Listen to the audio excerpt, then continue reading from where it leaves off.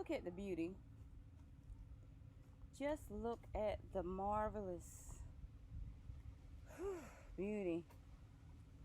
I don't care where you at. Right now I'm in Florida, but I don't care where you at. Just look at the beauty that's around you.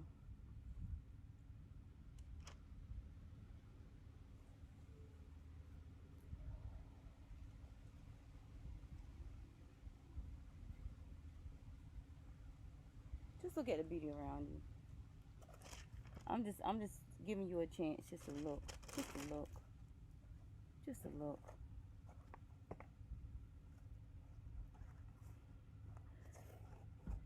If you're following me, we already read Genesis, and I may go back over that because there's some people that missed it. Genesis.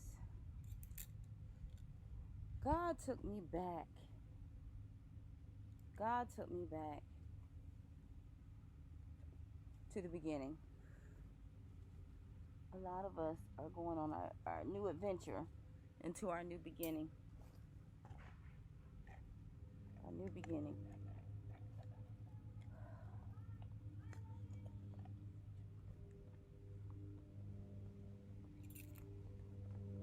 I just want you to reflect on that.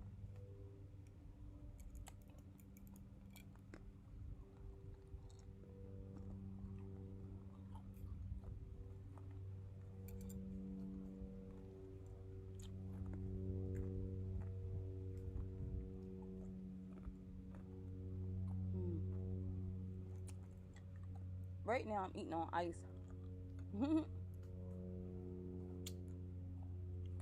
I'm a water sign. I love water. But I love ice. And you don't have to be a water sign to love ice. How many of us love ice? Comment below. It's something refreshing about ice. But Genesis 1,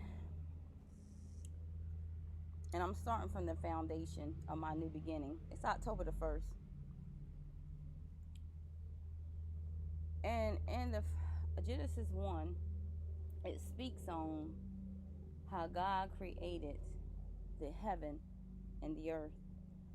How God created the sky and the water. How God created the creatures of the sky and of the earth. And for how they made those creatures of the heavens, of the sky, and how they made the creatures, the wild creatures of the earth, to be fruitful, to multiply, to multiply, to multiply. And he blessed them, each one as he sent them out. And after that, after he made all the creations, he made man and woman in the image of him, of God, to rule over all that he created. How much could you call that a blessing? How can you be blessed and amazed with such a blessing for what God created as being important in his creation, for you to rule over it, man or female, to rule over it? How amazing and beautiful is that? I said, that's awesome. That's beautiful. That's magical. That's blessings. That's glorifying. That's supernatural.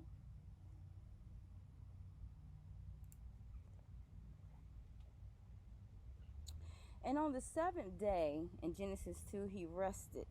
He rested in awe of all his creations. And it was good. He was satisfied. He was successful. He was happy. He was grateful. He was blessed to look back at all that he created as good. Now I want you to look at all you created in your life that is good. Could be your kids, could be your home. Hell, it could be you.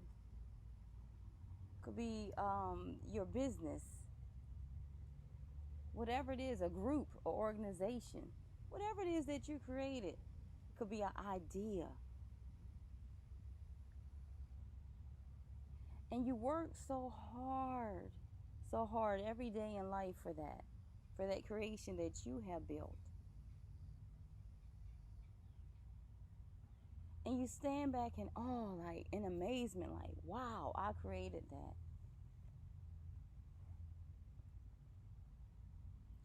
But sometimes we get so engulfed in our creations of what we created. It's like we feel, some of us have addictions of overloads, overloads, overloads. Like, I got to keep pushing, I got to keep pushing, I got to keep pushing. But even on the seventh day, God rested. Sometimes you have to stand back and look what you have created. I don't care what you're going through right now at this time when you listen to this message, what experiences has been happening, what is going on in this environment. Sometimes it takes it takes to stand back, because we get so infatuated or get so engulfed in what we created. It's like we don't have a day of rest. And our mind just goes and goes and goes and goes. And it's like, stand back, rest, rejuvenate yourself. So that way you can have more ideas. So that way you can let the Spirit just cleanse you. So that you can simply meditate and listen. Because just because you created that does not mean that's it. That's the ending. That's done. Like it's finished. It's more that God wants you to create. And sometimes we're so single-minded and focused on what we created. We don't give room to other things that are coming. That you go down the rabbit hole. You created this. Okay, now, it's giving me more intuition and power to create this and to add on to this and to even go to another path, because it's like, okay, this is done. Let me go on to my next creation. But because we're so engulfed in what we created or what our ideas are, what we're trying to do, or just in our life, it's just like we don't have time to sit back and rest. Because we was led. And if you're successful in your creation, congratulations. Your angels that are guiding you on your path, you were aligned and you were blessed, and that creation has began. And you are satisfied in your accomplishments. So, okay, what's next? What's next, God? What's next, God? What else am I going to create?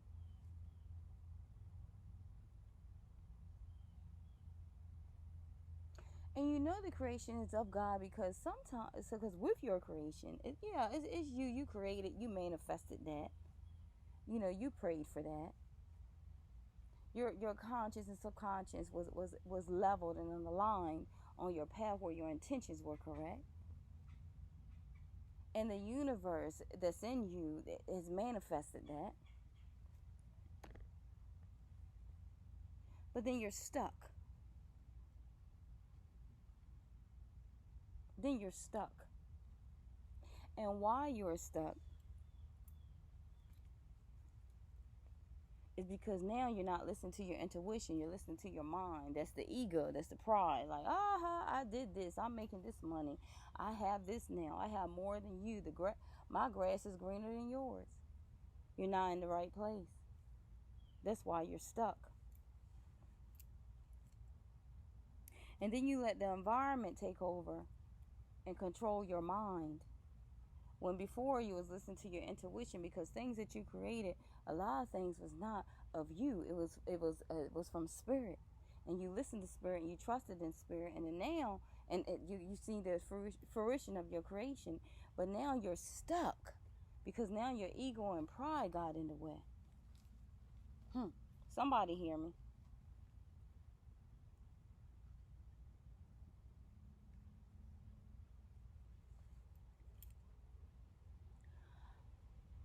I'm sending this message because I want you to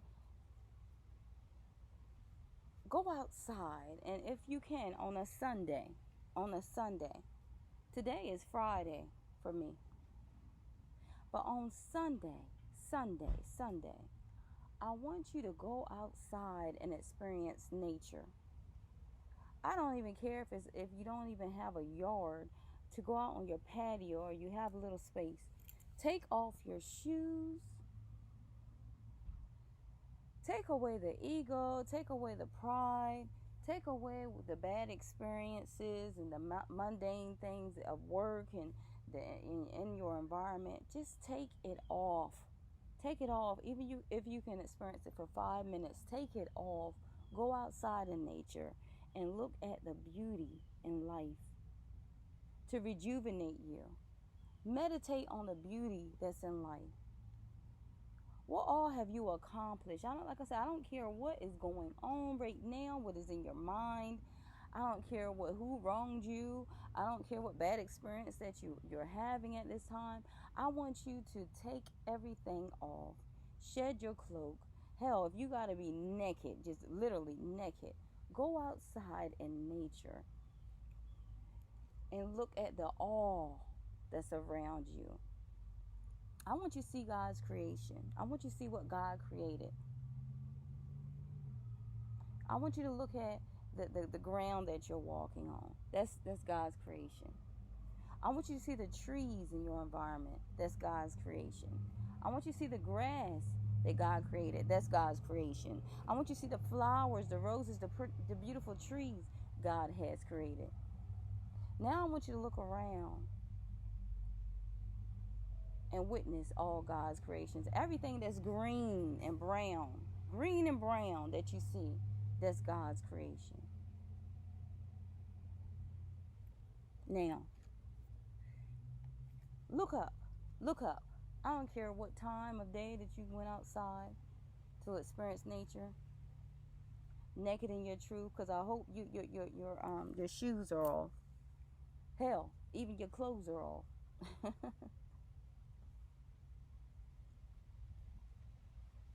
I want you to look at the sky. I want you to see the beautiful, right now I'm seeing the beautiful white and blue. The white represents spirit. The blue represents communication, your throat chakra. If anyone knows about the throat chakras, it's communication with the spirit. Look at the sky. If you see a bird fly by, hi, this message is for you. Any type of winged animal, winged bird fly by, this message is just is hitting you, and it's a line just for you. I want you to see God's creation. God created all this for you to rule over, to manifest over, to see the beauty in life. When you're down, depressed, anxiety, feeling like you have no way out, feeling like you're isolated from the world, feeling like the world is conspiring against you, I want you to look at God's creation. Listen to the birds. Look, this message for you. I can't see, but I'm listening to you. You hear it? Yes. That message is for you. I'm aligned because I'm having communication from spirit. Because I'm looking at the blue and white. I'm looking at the clouds. I'm looking at the blue. Communication from spirit.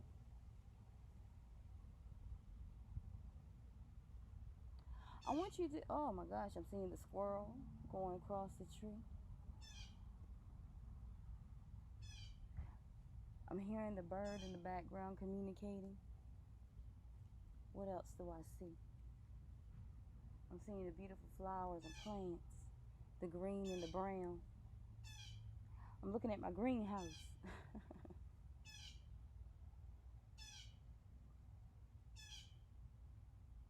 I'm even looking at the blue trash can. The blue trash can right here. Trash. Things that need to be empty. Communication that empty communication. Things that don't even make sense. Communication that you heard that don't make sense. That needs to be in the trash. Communications that you said that don't make sense that need to be in the trash. Empty communication. Communication that needs to go in the trash. Things to get rid of.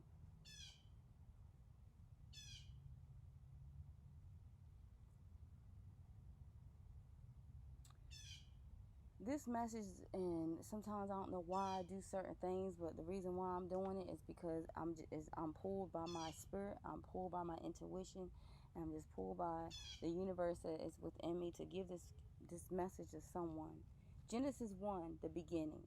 A lot of you, all of us, every one of us are starting our new beginnings. What are we doing with this new beginning? I keep looking at the sky. What are we doing with the spirit of communication? Or what are we doing with the communication to spirit? Or what are we doing with the communication with spirit? What are we doing with that? What are we doing with that? How are we using that? Do it need to be recycled? Recycled and spoken again? Or does it need to be trash? Letting the old, getting rid of the old and coming into the new communication with spirit. A lot of things that we're trying to manifest or want to manifest, things in the past, and the reason why it didn't come to pass because it was old ways that needed to be shed. It was old communication that needed to be shed away, that needed to be thrown in the trash.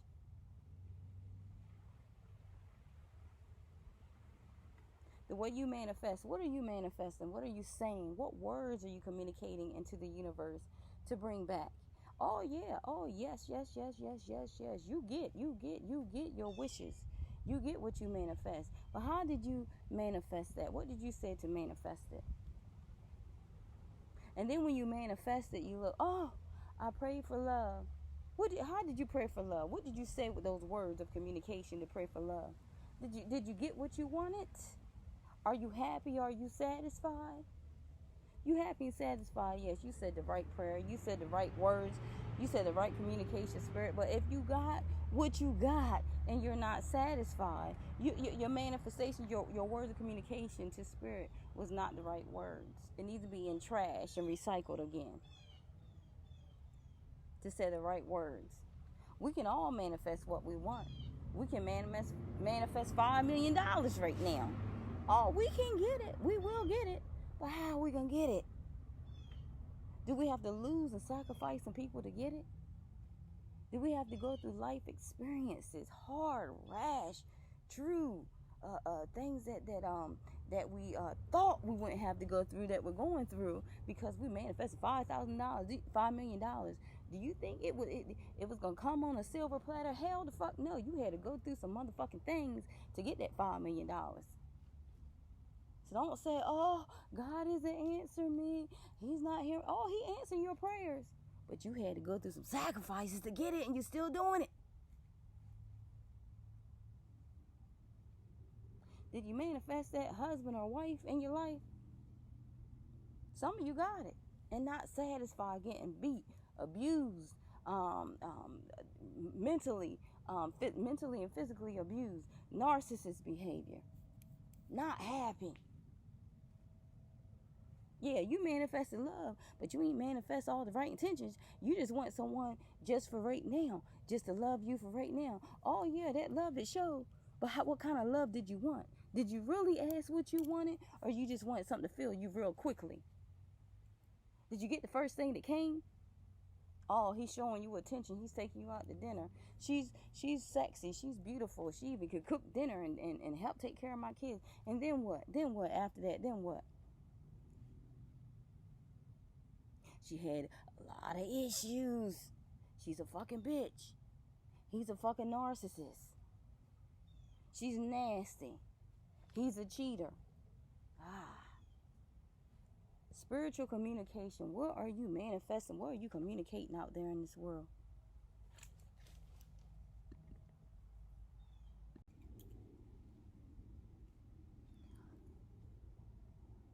So I want you to all go back to your foundation, your new beginning. And it always starts. I don't care what religion you're in. Go to Genesis 1. Go to the beginning of your foundation.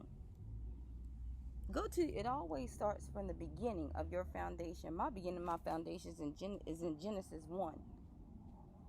I'm on the Genesis 2. I've grown up in a Christian church, religious household, all that.